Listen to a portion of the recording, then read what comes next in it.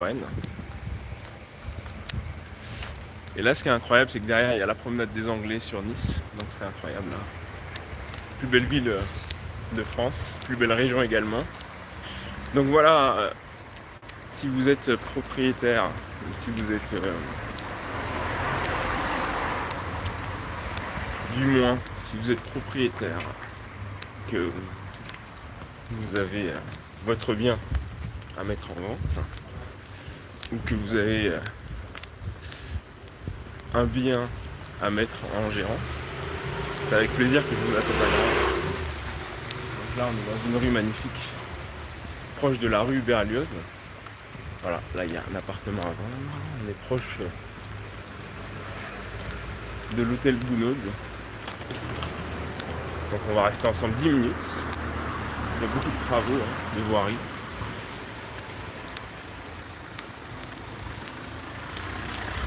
C'est vrai que des fois je me dis, je suis bien à pied. Parce que quand on a une voiture, c'est difficile de se garer.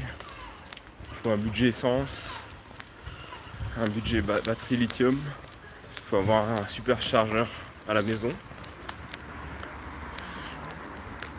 Et à pied, ça fait du sport. Il faut quand même bouger. Surtout quand on a un emploi de bureau. Voilà, donc là, très belle rue. La rue Gounod. Il y avait l'hôtel Gounod qui était pas loin. Donc c'est encore très paisible. On est situé dans le quartier à Thiers, proche de la gare de Nice. C'est vraiment super agréable. Avec toujours le même cachet. Donc lui, il voit un peu de soleil. Et ces façades, elles sont à l'ombre. L'exposition plutôt nord. C'est vraiment agréable. Donc je vous invite, si vous habitez sur Nice,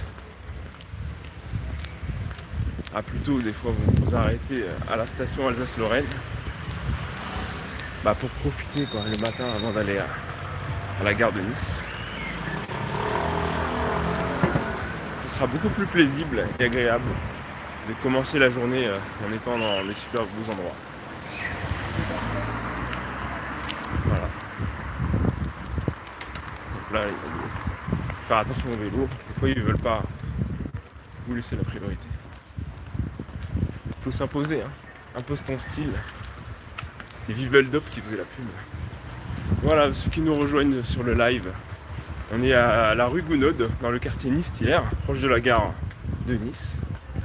Voilà, on peut un peu visiter. Il y a des cachets incroyables ici. Style belle époque. Là, on est dans... Ah oui, j'ai été dans cette résidence. Anton... C'est la rue Anton Tchekhov. Vous avez vu la bâtisse. Le dernier étage où j'ai été, c'est super. On a une belle vue. On dirait pas comme ça, mais super. On a une belle vue sur les hauteurs de Nice. Des petites collines et tout, sympa. L'avantage des 6e étages, quand on a une belle terrasse, c'est vrai qu'il y a de la chaleur, mais c'est agréable. En tout cas, là, il y a Homekey. Je suis passé devant. Je fais pas de pub, mais Homekey, c'est vrai qu'ils ont des frais intéressants pour les particuliers. Ils ont augmenté leur prix. Pendant le Covid, c'était 4 000 €, 5 000 € de frais fixes. Et là, ils ont un peu augmenté, mais c'est assez raisonnable. Parce que la plupart des agences immobilières prennent des frais en pourcentage de commission. Des fois, c'est 6%, TTC, 7%, 8%. C'est à vous de voir ce qui est le mieux pour vous. Parce que l'important quand vous êtes acheteur, c'est quand même d'acheter au meilleur prix. Ce qui est compliqué sur Nice, parce que les prix ont explosé. On a des expatriés qui ont énormément de fonds et qui rêvent de cette vie. Ça peut être un bon choix pour un investissement locatif. Ça peut être un bon choix pour faire une plus-value. Ça peut être également un bon choix pour faire du Airbnb ou solidifier son patrimoine de manière sûre avec tous les événements de guerre qu'il y a eu dans le monde. Voilà, en Europe, il n'y a pas énormément d'endroits qui sont magnifiques.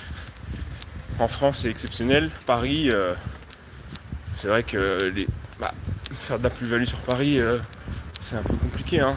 Il y a eu des corrections, c'est normal, et je pense qu'il y en aura également sur la Côte d'Azur, sur Nice.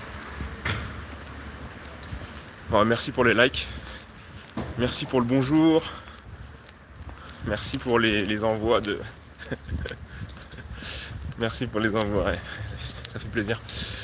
En tout cas, on approche de la Gartière, et comme hier, là on va arriver sur la poste. Il y a une brique rouge, ça me fait penser à Liverpool, style anglais. C'est un célèbre architecte, on avait vu hier, qui avait construit cette bâtisse.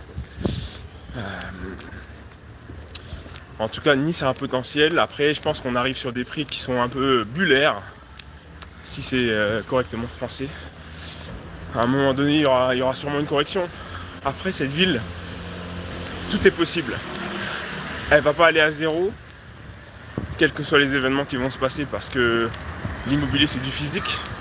Comme l'or, on a vu aujourd'hui que ça a explosé depuis, les semaines d'avant. Sur le mois dernier, ça a vraiment explosé, il y a eu des corrections, etc. Aujourd'hui, les Français, tant que les lois restent assez souples et garantissent 100% de propriété pour le propriétaire, ils vont continuer à investir parce qu'il y a ce sentiment un peu de peur. Et pour protéger le patrimoine, même pour ses enfants, ça peut toujours être intéressant. Parce que si on a des enfants, il faut penser à eux. Et si on peut leur léguer le plus possible, ils auront quand même beaucoup plus de chances et de clés, d'outils, si on les éduque bien pour qu'ils avancent dans la vie. Et si on n'a pas de clés, c'est un monde sans loi ni règles, on est dans la jungle. Et la jungle, elle est également immobilière. Il y a eu des crises 2009, il faut le savoir, à Paris.